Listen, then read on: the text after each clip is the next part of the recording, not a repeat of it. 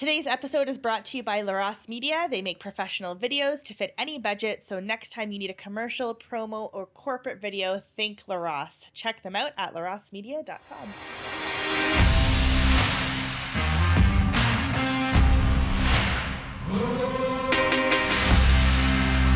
Hello and welcome to the Stinking Albatross Podcast. My name is Alissa and I'm here once again on this 26th episode with my co-host and my partner in crime, Scott Hayward. How's it going? It's going well, Alissa. How was your weekend? My weekend was fantastic. I am peppy. I'm alert. I'm ready to go. My child is sleep trained. I get 7 to 8 hours of sleep every night. I am freaking amazing. How are you? I'm doing well. Yeah, I got to see that in action last week when I was there, visiting you for a brief, not even 24 hours in Calgary on my layover from Brandon back to Toronto. So, yeah, we actually got to play some board games. And I got schooled. I hate playing board games with my husband. Like, we'll get divorced over it one day, I think. We're just way too competitive. And he's such a, humble know-it-all that it just makes me even more angry. Like, at least if he rubbed it in, we could, jab at each other, but just that he kind of has this quiet confidence makes me even angrier. Maybe that's the real rub. Yeah, exactly. There lies the rub. Exactly. Did your wife like my Christmas presents? Yes, she did. Thank you very much for them. And she really liked the coloring book, actually. Oh, that's not for her. That's for your baby. Try to tell that to her. Awesome. So you went to a dance at the church? Yes, we went to a Malonka, which is a great big New Year's celebration that Ukrainians have because my wife is Ukrainian Greek Catholic. And it was at the parish in Oakville, and it's called Malonka because New Year's Day in the Ukrainian Greek Catholic calendar is on the feast of Saint Melania, and Malonka is the nickname for Melania, so Malonka. So, yeah, it was a lot of fun. Malonka it was Trump. That's where the name comes from. So, Malonkas are named after Saint Melania Trump. That's right. Anyway, yeah, it was great. It was a 7-course meal. They had a live band, lots of poking, lots of fun, open bar. Actually ran into a guy who just randomly came up to us, kind of like an acquaintance of my wife's from way back in the day, and said, yeah, I watch your husband all the time. So, Matt, if you're out there listening to this podcast, thanks for the support. We found our one viewer. What's up, Matt? Besides producer Dave, of course. Of course. That's just a given. Yeah. And her mom's sometimes. No, not my mom does not. She just listens to Russell Brand right now. Don't ask me why. But Andrew Lutton was on it last week, which was cool. So shout out to that. Yeah. Davos, right? Yeah. Yeah. All right. Well, this week's episode is sort of too American for me, but there are elements of Canadian content. I know where I live. It's Canada. Canadiana. Because, what we try to do on this podcast is to have Canadian content because there are way too many American podcasters out there telling you about American stories and American content. And we want to make it mostly Canadian and talk about issues that are facing Parliament, that are facing our country from a Canadian and most especially a social conservative perspective. So we'll try to stay on point this podcast. But just to warn you in advance, there are some elements of American issues on this podcast, mostly because that's what's been in the news in the last couple of weeks. So is that a trigger warning? It is a trigger warning. Yeah. If you hate America, just turn us off now. Okay. So the first story is of Ivan Provorov, who is, of course, the NHL player for the Philadelphia Flyers. And on January 17th, for those of you who don't know, there was Pride Night for the Phillies, for the Flyers. And what that basically entails is, I don't know what they did in their pregame. Like, they showcase some people of the LGBT community, and they wear these Pride jerseys. They wrap their hockey sticks in rainbow tags or tape or whatever. And then they go on and play the hockey game. But Ivan Provorov is Russian Orthodox, and he decided not to wear the jersey because it had the rainbow flag on it. And because of that, he skipped out on practice, which is about 15 minutes before the game. But then he played the game. And then, of course, after he was asked about it, and all he simply said was that he was going to stick true to himself and his beliefs, and that's all he had to say. And he respects everybody and everybody's decisions, and basically implying that they should respect his. And when they pushed him about it, he said that's all he's going to say. The coach, John Tortorella. Is that how you say it? John Tortorella. I should know this. John Tortorella, Torts, yeah. I think we played against them in the playoffs. I should know this. But he stuck by Provorov and said, just because you don't agree with it doesn't mean it was the wrong decision, which I thought was actually quite admirable. He didn't throw him under the bus or say, like, I totally disagree with him or anything. He just respected his views. And that's what I feel like the majority of people who were chiming in on this issue felt. But of course, the media, most specifically NHL commentators, had to comment on this, which was insane. Let's just read what some of them said. There was analysts that said that he should go back to Russia if he's not willing to join his teammates embracing the rainbow flag. The other commenters said that he shouldn't have been allowed to play in the game, that he chose to embrace prejudice. And then the most famous, commentator out of all of these North American commentators that had the most infamy in what he said was Sid Seixeiro, who was on breakfast television. Previously, he was Sid and what is it? What was the show? Tim and Sid. Tim and Sid. Yeah. Right? I was on sports. Which one is it? Tim or Sid or Sports Sid Center, right? Yeah, Sports Center. I don't know. It's too Toronto based for me, so I don't really watch it. Sid Seixeiro, basically, if you watch this clip, he basically was getting choked up and borderline cried on air, saying that the NHL should fine the Flyers $1 million. And at the end of his long rant, then started attacking religious people, basically saying in a nutshell that religious people make him throw up. So it was just like off the rails crazy. So this is basically where we're at. It's kind of died down. Where did the $1 million come from? He just made it up out of his hair plugged head. I don't know. Is that a rule in the NHL? Or did he just make that up in the NHL rule? He listened to the $1 million fine for you, $1 million fine for you. He probably listened to the Bare Naked Ladies song before it aired. It's probably his pump up song, and he's like $1 million. That sounds about right.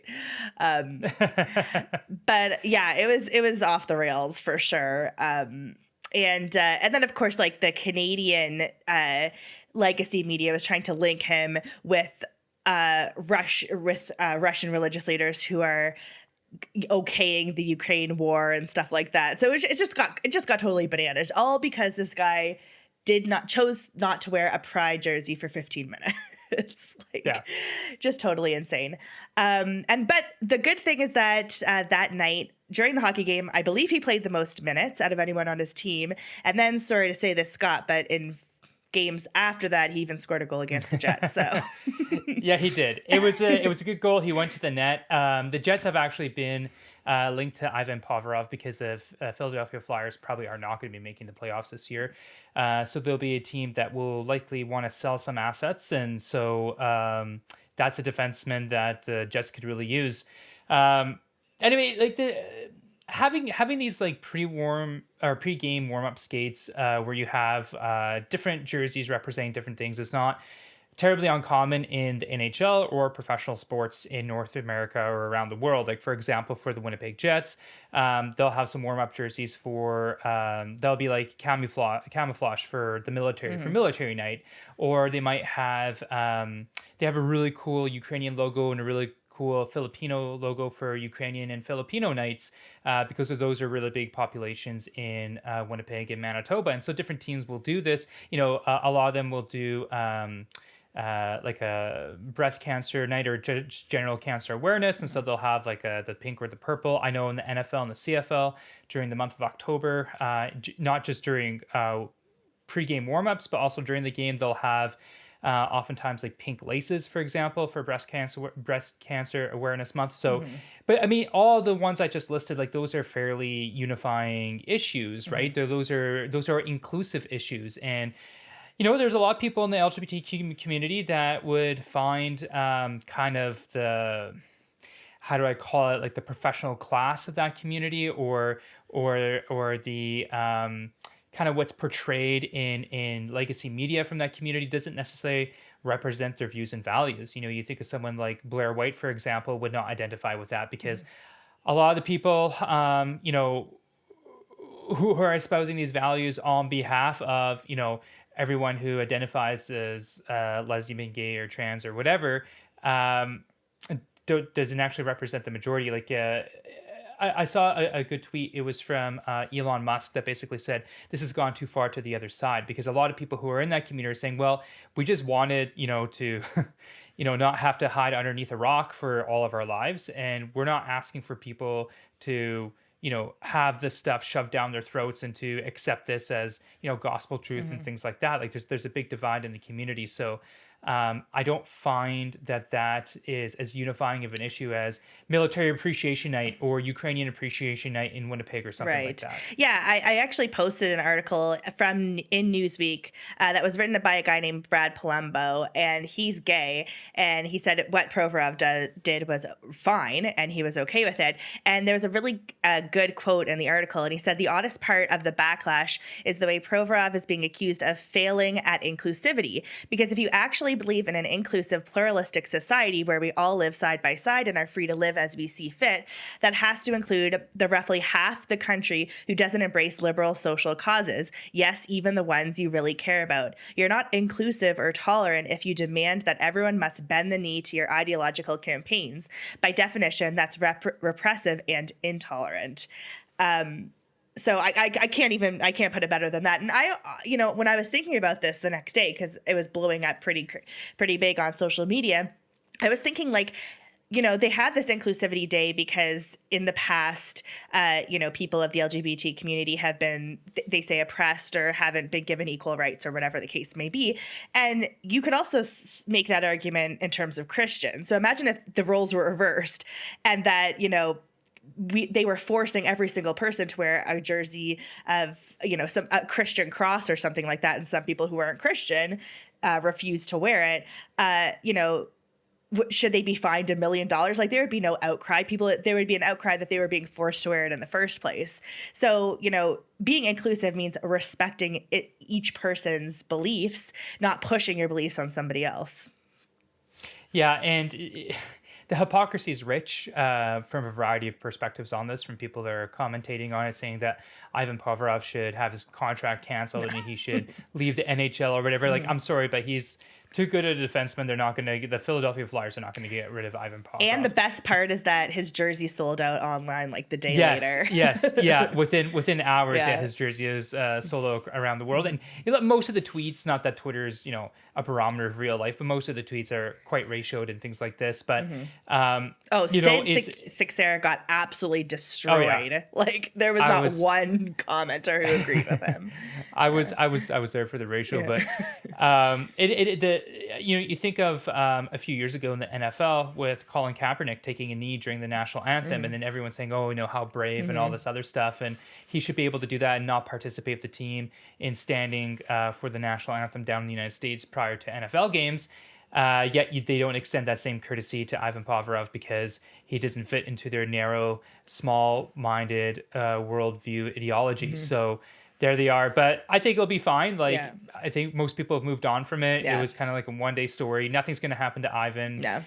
He has a lot of fans now. Great season. But, yeah, exactly. Yeah. Like, I didn't know much about him, and now I'm like, all right, let's go Flyers. Yeah, I'd appreciate fewer goals scored against the Jets, but they won that game anyway, 5-3 in Philly. So not that upset about it. I kind of won it both ways. Ivan Provorov got the first goal for the Philadelphia Flyers, and the Winnipeg Jets won the game in regulation. There you go. Scott's dream. In the end, that's right.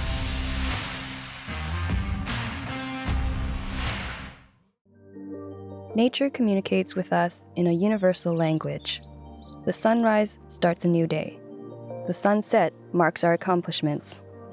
The most beautiful communication is where the speaker and the listener match perfectly and understand the same message. Your future audience is waiting to hear from you. What message do you need to share? At LaRosse Media, we fashion beautiful communications through our professional video production services and marketing strategies. Create your own most beautiful message. Visit larosmedia.com and be sure to check out our extended service options. Dream, produce, market, succeed with LaRosse Media. Serving Canada from coast to coast to coast.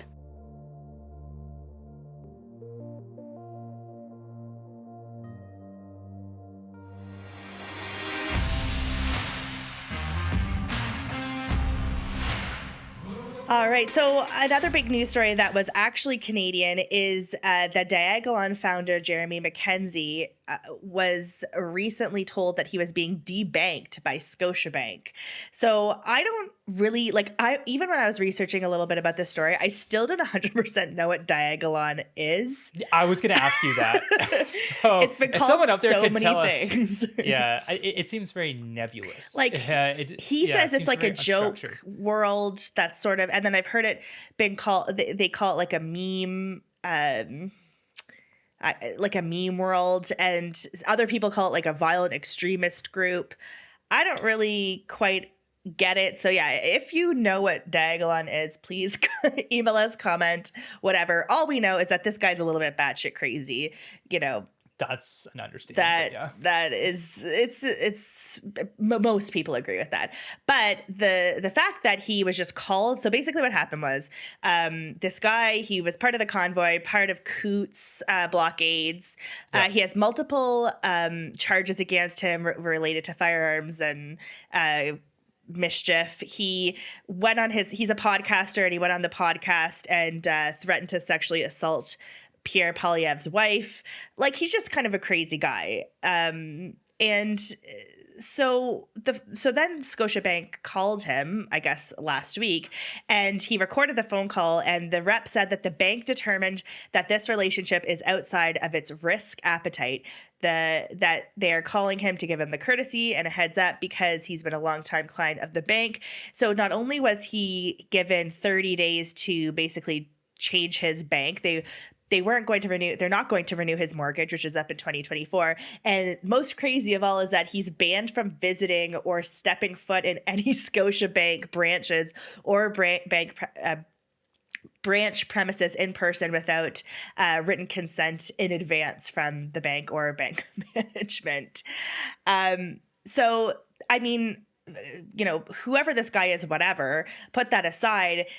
The fact of the matter is, like, people were so concerned about banks freezing convoy participants' bank accounts. They said this is a slippery slope. Well, this isn't just a threat of a slippery slope. This is the slippery slope. Like, this is the next thing that banks have the authority to just call up any one of their clients and completely debank them. Like, the guy has a mortgage. He has 3 kids. He has, like, this is very scary, and it'll be interesting to see if another bank takes him, because you have to have a bank basically to own a house or do anything, really. So he said he's going to sue. I hope that he does. Viva Frei set up a GoFundMe for him, which, you know, I think is a good idea, because this needs to be fought right away. Like, he cannot let this go, because it could be Jeremy Mackenzie, some quote unquote crazy guy, you know, now, but in the future it could be you or I. Yeah. The other thing too is what's interesting is you have a bit of a tussling of rights, right? Do you have the right of a private institution for them to decide who they want to engage in commerce with? Like, for example, does a bakery have to bake a wedding cake for like a Christian bakery have to bake a wedding cake for a gay or a lesbian wedding, right? This is where these discussions come into play. Now,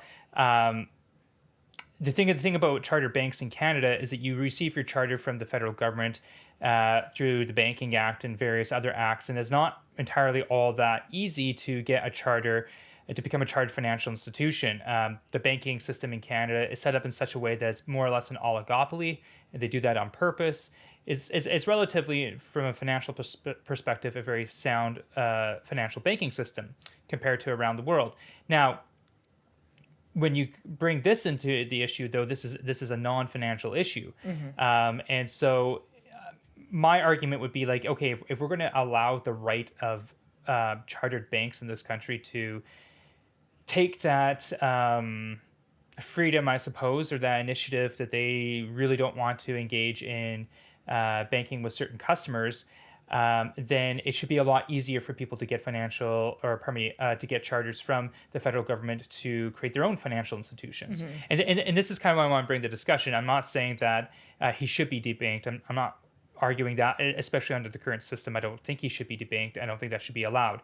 But if you are going to allow it, you should open up the banking system. And what I want to get to is the importance of really being careful of who you're doing business with. So, for example, I'm engaged with a crisis pregnancy center in downtown Toronto, and we're looking to switch, bank accounts to a different bank. And so we were with a chartered bank, one of what's called the Big Six in Canada.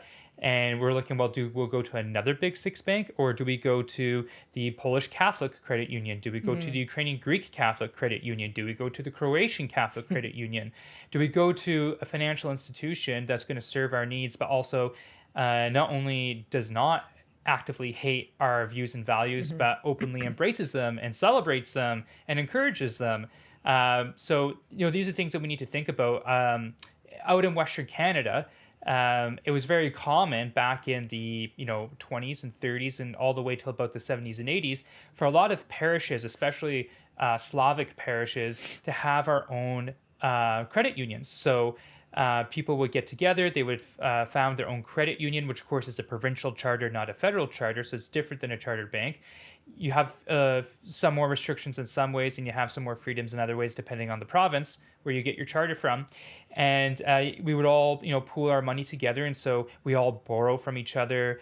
We all lend to each other. And we all support the parish that way through each other. And as the parish grows, your financial institution grows and you become more self-sufficient. I think this is a model for a lot of people to consider. And, I watched one clip of Jeremy McKenzie's afterwards saying like, what if we basically did a bank run? So he said, what if 100,000 clients of Scotiabank, I think that was his bank, what if 100,000 clients of Scotiabank just, got all these lines of credit, got all these credit cards, maxed them out, took out all their money, and then declared bankruptcy and like, well, sorry, you can't take any money from us.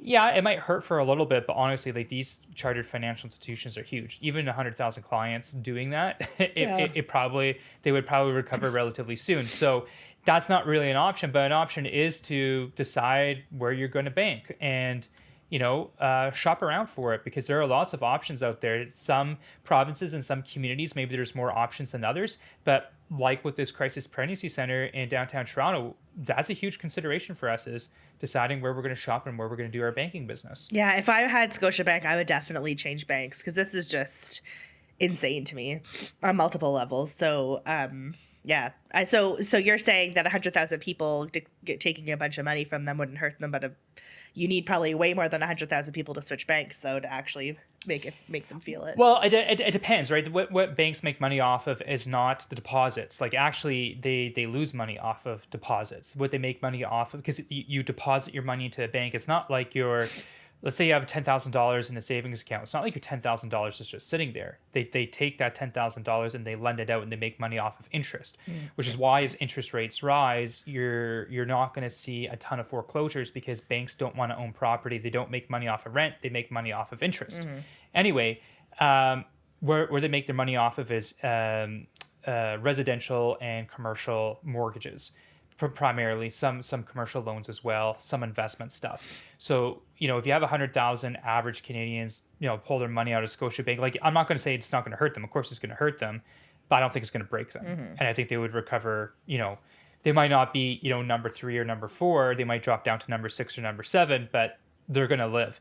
What would be more impactful is if 100,000 people left chartered financial institutions like the Big Six and joined, your parochial credit union or started your own credit union or something like that. That would have a far more immediate impact and I would say a stronger long-term impact going forward. Well, there you go, folks. Join your local credit union.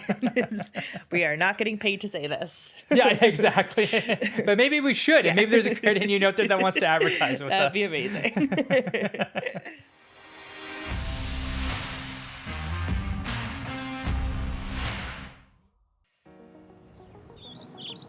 We live in a world that grows through communication. Every connection comes from a dream to be heard and realized.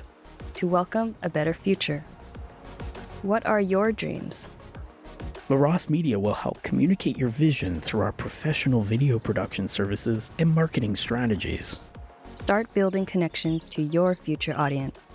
Visit larosmedia.com. And be sure to check out our extended service options. Dream, produce, market, succeed with LaRosse Media. Serving Canada from coast to coast to coast.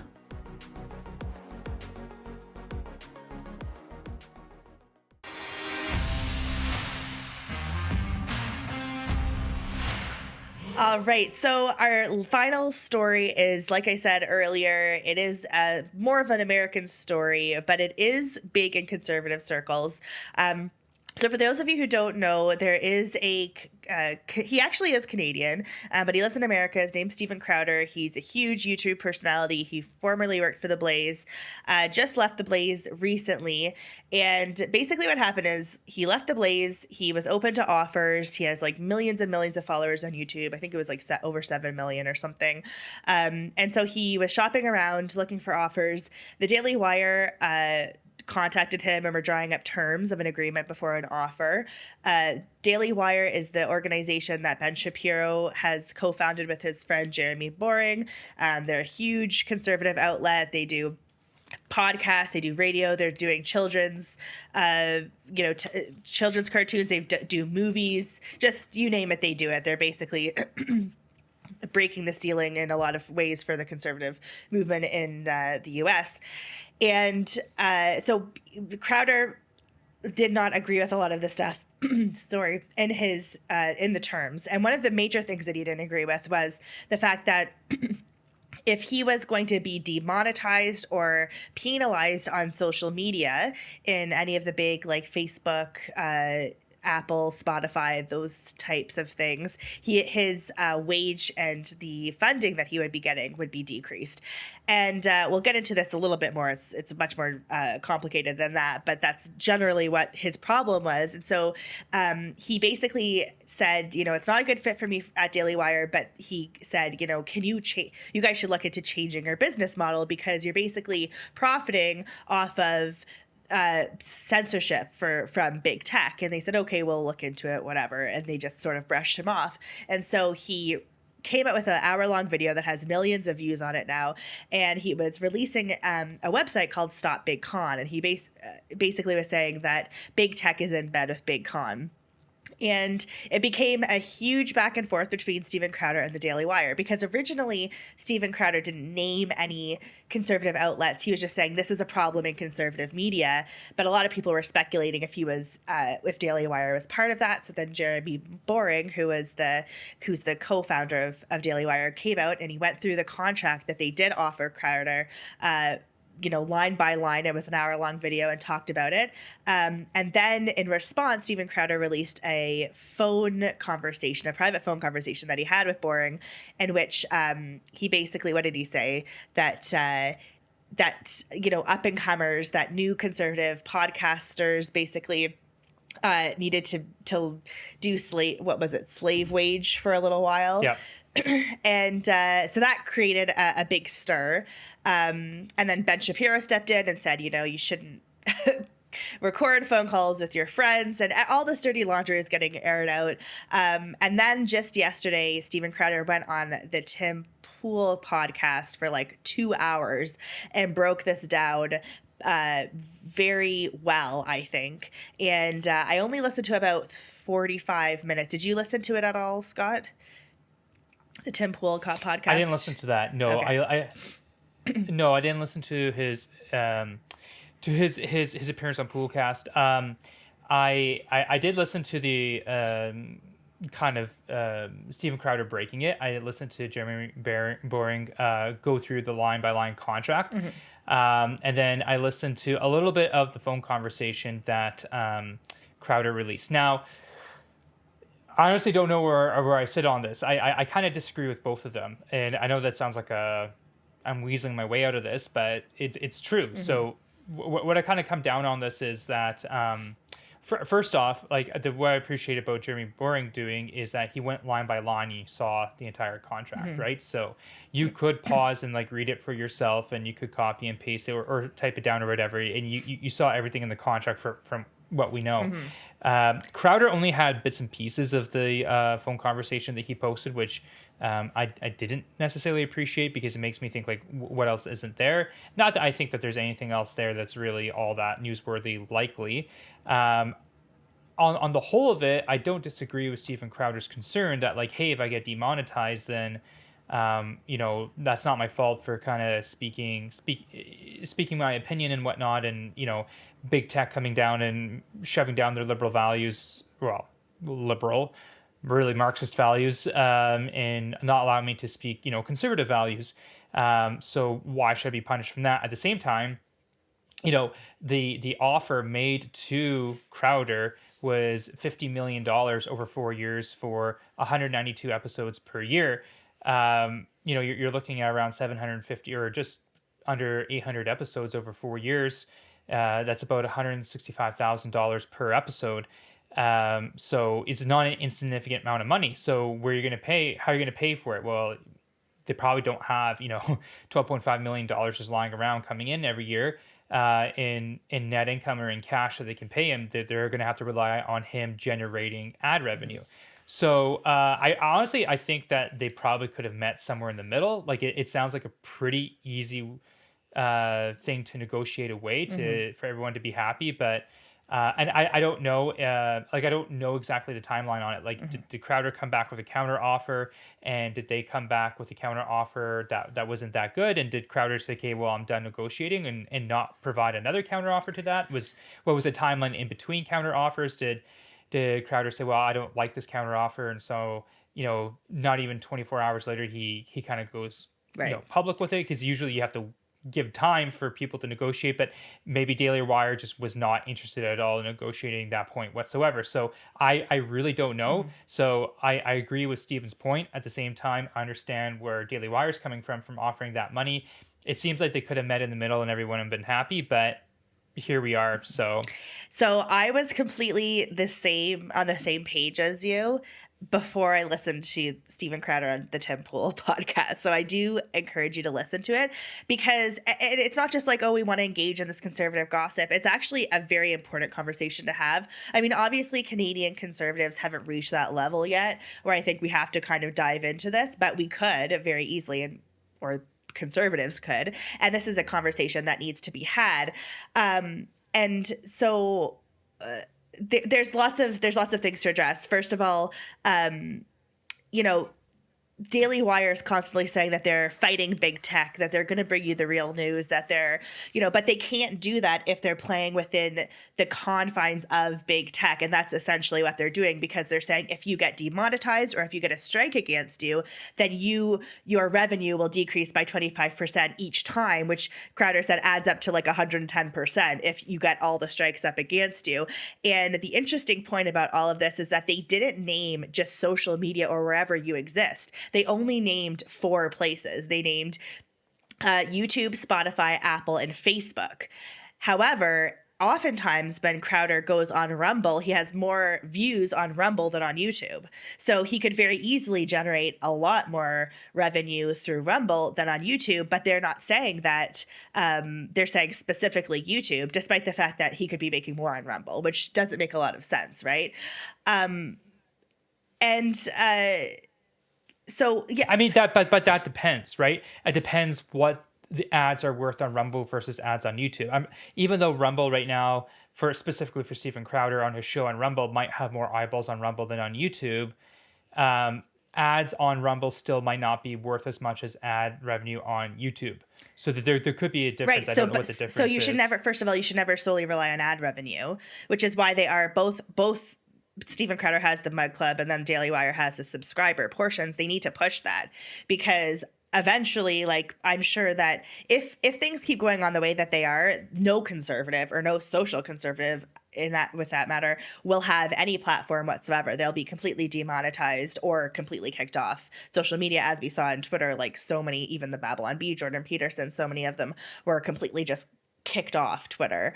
And that could be the same for any social media account. So you can't, there's a space to work within, I think, these social media giants, understanding what you're working with, but also not relying on it solely for your revenue. And I think that too much of Daily Wire's business plan is relying on it. So it's kind of hard to say on one hand, we're going to fight this, stop this. We're going to say what we want to say. We're going to tell you the truth, but also we'll tell you the truth as long as YouTube approves of the truth. Like, it's very difficult for me to, as someone who listens to the Babel or to Ben Shapiro and Matt Walsh and appreciates a lot of what they're doing. I hate Candace Owens, so we won't go there. And, Jordan Peterson to a certain extent, except sometimes I can't get through it. But, I appreciate what they're doing. But I also completely, I think at this point, agree with Steven Crowder. Do I agree with like how he went about it? Maybe not, but also like you're talking to someone who sort of did the same thing in like a very small scale, because from Crowder's point of view, it's not just like, oh, he didn't like this offer from Daily Wire, he's going to out them. It was like as he was saying, it was years of trying to get this to change with, and he's saying it's not just Daily Wire, it's big con in general. It's a lot of different conservative organizations that do this, and he's been trying for the change, and that hasn't happened. And so this was sort of his last resort. And I kind of felt like that within the pro-life movement. Like, I behind the scenes tried for years and years and years to try and get certain things to change, to be to be more upfront and to focus more and to be results driven, and that kind of went out the window and wasn't super listened to. So then I had to, we both had to leave our organization and explain why. And so I have some sort of empathy for doing that, because I can understand the frustration. And I also really dislike the fact that the Daily Wire is making it out to seem like, oh, it's $50 million. They're saying like it's NBA money, when Steven Crowder actually breaks down where that money goes. And he has 30 employees that run his shows, and that is what the Daily Wire would have expected him to do. So to hire all those people to run those shows, he said lawsuits are crazy. Like, there's a lot of fees. It's not like he's just jumping into a pool of money. Yeah, that's actually a good point, because and to Jeremy Burring's credit, he did mention this, is that it's $50 million over 4 years, 192 episodes minimum, blah blah blah blah blah. But Crowder is responsible for his own production costs. It seems like a reasonable amount, right? Like it seems like a very livable amount for him to rely on and everything like that.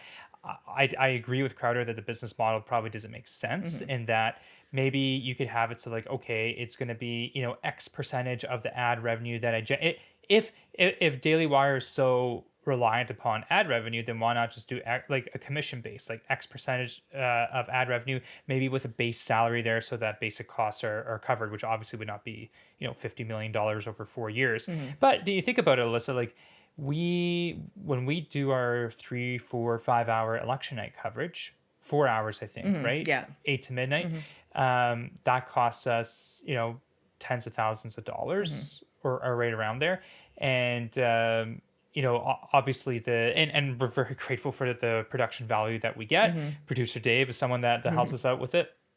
And I imagine the production costs are all much more for Steven Crowder or whatever. So, I don't think it's like $165,000 per episode, but it would certainly be more than what we paid, even though his episodes are an hour and a half. Again, like, I think people could have met in the middle, and if Daily Wire just wasn't interested at all in meeting in the middle, then yeah, it's probably an issue that eventually needs to be talked about. Maybe not in the way that Crowder did it, but again, I just feel like they're listening to both sides multiple times already. I feel like there was from a financials perspective, at least, a lucrative middle ground that neither party seemed really willing to go. Crowder probably more so than Daily Wire. Yeah. But like Daily Wire, if they're willing to pay you $50 million over 4 years, obviously they really, really, really want you, so you can wait them out, right? Like these contract negotiations began in like November or whatever, and now it's January. So usually these contract negotiations take longer than a couple of months. Yeah, but I don't think it was about money, and it wasn't about meeting somewhere in the middle. It was about the business. Well, yeah, it was about money, sure, yeah, but it's still about money. Yeah, but even if they offered him $100 million, he wouldn't have taken it, because the premise of what it was was the foundation of what it was built upon, he inherently disagrees with. So the minute that Sure. they were not changing their business model and that they were saying, yeah, this is how we operate, this is capitalism, he was like, I'm out. And then after the phone conversation that he actually had wasn't about the negotiations or his terms or anything. It was purely about talking to Boring about, Well, we don't know. how can we change We don't. the business We don't thing. know. We don't know because we haven't heard the whole phone conversation. He just released bits and pieces of it. Right. Yeah, I guess we don't know. But it is about money, because if it wasn't about money, you could say, well, I disagree with this, but I don't care about the business plan because I'm going to be covered. Now, that's not to say that it would be it would be a principled stand, but it wouldn't necessarily be a prudent stand, because like you said, like you have to pay your production costs, you have to pay your production people, you have legal costs because you're getting sued all the time. You have your own family to take care of and whatnot. So it's okay for it to be about money. And I 100% think money is a big part of it. But I would agree with Crowder in that revenue stream is very reliant upon you operating within the realms of the confines that big tech establish. And I don't think, like, I do think that there are things that Daily Wire can say and get away with that Steven Crowder can't say, because they're so big, and because YouTube and all of them are very like Daily Wire has some of the hugest Facebook pages, the hugest YouTube pages out there for any type of content, CNN, whatever, any media company, Paramount, like they're massive, and they're becoming bigger and bigger and bigger than these than these Marxist companies, basically. Culturally Marxist, of course. So I think there are things that Daily Wire can do, and I don't know if they necessarily experienced that. But that being said, there is a risk profile it's interesting there, which you have correctly identified and Crowder's correctly identified. Like, it's interesting because with these big conservative companies, though, like Crowder, The Blaze, and Daily Wire, what Crowder was saying is that they have conversations regularly with YouTube and with, Facebook. And they basically say, hey, can you not talk about this, or can you phrase this a certain way or whatever? So yeah, that just by the pure fact that the Daily Wire has these large, numbers should almost trigger warning bells that they are playing within the confines of big tech, and that they're basically locking their creators into contracts to enforce the rules of big tech. I mean, this is where I'm coming from right now. I don't know if that's true, because if you look at Matt Walsh and like What Is a Woman, like if that were ran by Louder of Crowder, I think they would easily be demonetized and kicked off or whatever. But I think Daily Wire is so big that there's a bit of a protection there. But again, you're playing with Crowder's fire. way bigger than Daily Wire. He has way more subscribers than the Daily Wire, so that's why they wanted him. Yeah, but I doubt that. Because Daily Wire has all these sub channels that feed into it, right? It's not just Daily Wire. You have Ben Shapiro has a channel, Matt Walsh has a channel, you have all these other sub channels. So you probably have a lot more eyeballs are being generated by the Daily Wire, conglomerate, as opposed to just Louder of Crowder, because it's basically just Steven Crowder. Although you're right, the Steven Blaze. Crowder. Yeah. Well, with the Blaze, yeah. So yeah, it's. I guess what I'm trying to say is I would have loved to have seen these negotiations continue for another 2 months, because I think Crowder probably could have been successful in getting a better contract, not only for himself, which is important, but also to maybe really make them think what their business model is like because of those risks. Because you really are, They just if you're didn't Daily Wire, seem you really are interested. opening yourself up to those risks. But they didn't seem interested, and also yeah, but that's hard to say. Like you can't expect negotiations to be concluding over a 6-week period. Yeah, over $50 have you million. heard Ben Shapiro and Jeremy Boring? Like, they're pretty staunch guys. Like, if they're not, I think you're gonna know. Well, right now away. they're gonna be now that it's out there, it's gonna be. But just it's by the dead. pure fact that they're defending the business model so ardently shows that they're completely set up with it and they're not willing to change it. So. Maybe, but you still have to get the benefit of time. Like, I think from a business perspective, not allowing enough time in between was a poor decision on Crowder's part. I really do. I also think that the stance that is currently held by Daily Wire is also a poor business decision. That's why I think they're both are dumbasses and making dumb decisions on this, even though I would say Crowder's more right than Daily Wire. Yeah. It's bad negotiation tactics. Like if you think about like the NHL or $12.5 million a year, and I understand that that's not just for one person, but that's basically for a sub company, which would be all the production team and all that, but like negotiations for a $12.5 million contract don't just happen over a 6-week period in the NHL where there are multiple types of these contracts. So this is a huge contract within the conservative media world. So you have to expect time for this to actually come to fruition. And as to that's what I think that Crowder was impatient, and I think that Daily Wire was wrong in their stance. And now both, I think, look. You're so bad. mushy middle, Scott. Come on. No, I'm all about being precise and actually making a good business decision. This is a poor business decision on both ends. Yeah, I think that regardless of Absolutely. whether it's the Daily Wire or not, I don't think that any conservative organization should be reliant in enforcing big tech rules just so they can stay on their platforms. I don't care who it is, whether it's Crowder or whoever. Like, this is I don't know not if they're gonna- necessarily enforcing big tech rules. They're just saying, like, if big tech does enforce these rules, we can't pay you, which is true. So I don't. But you have to I think- you have to play by these rules, or else, yeah, you're not going to get your money. That's enforcing. You're going to big get tech money. rules. You're just no. You're going to Way get less money. You're just not going to get as much money. 110% less. They didn't make a. Well, yeah, I don't know. It was way less, but 110%. 110% less. Yeah. If So now you're losing money. yeah.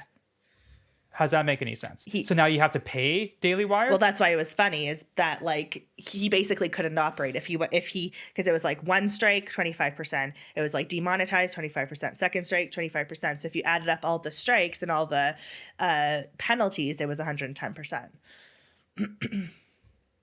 I think it's percentage upon percentage upon percentage, but yeah, I mean, it would whittle it down quite a bit.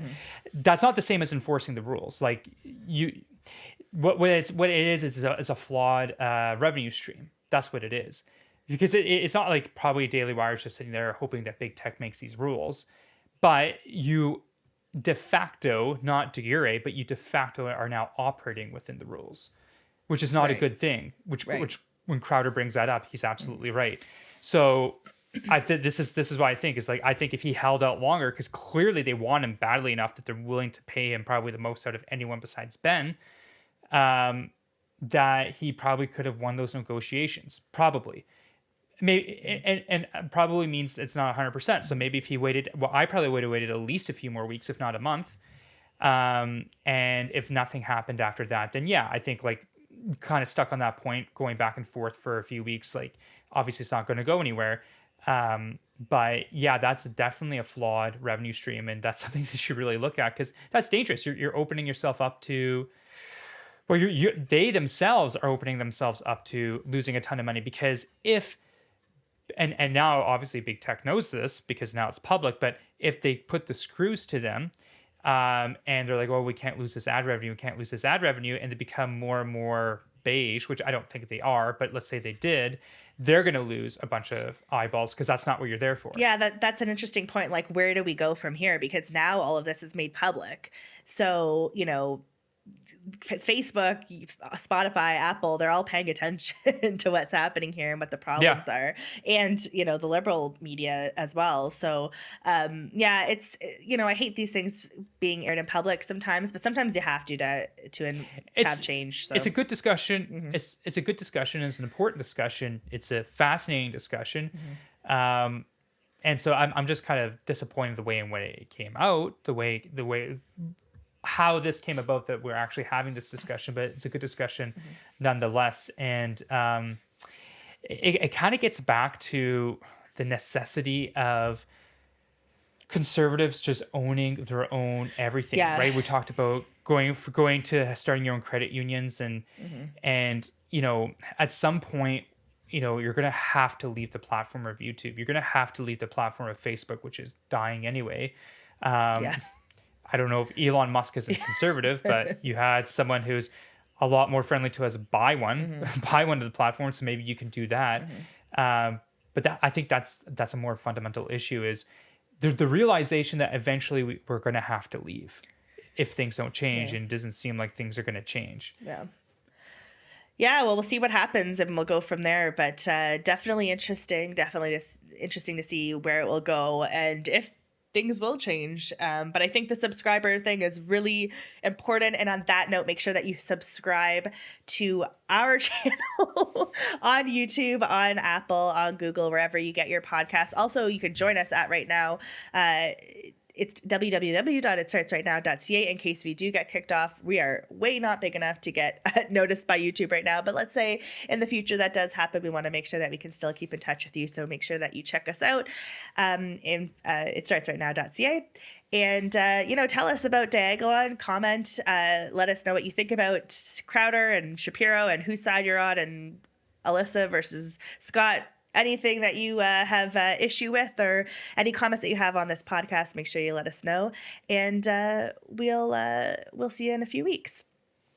Yes, with our $50 million contract Exactly. offer from Daily Wire. We'll go through it line by line. Exactly. We should actually have a fake fight to like blast out into the world, and then our 5 listeners would be like taking sides, just like Daily Wire. It could be a good marketing strategy. Maybe it is all just marketing. Who knows? Well, conspiracy. We should have just recorded everything when we first started right now. Too much work. Gotta put that on for juicy content. Yeah. All right. Well, we'll see you in a couple of weeks, Scott. Nice talking to you. And make sure that you subscribe. All right. Bye for now.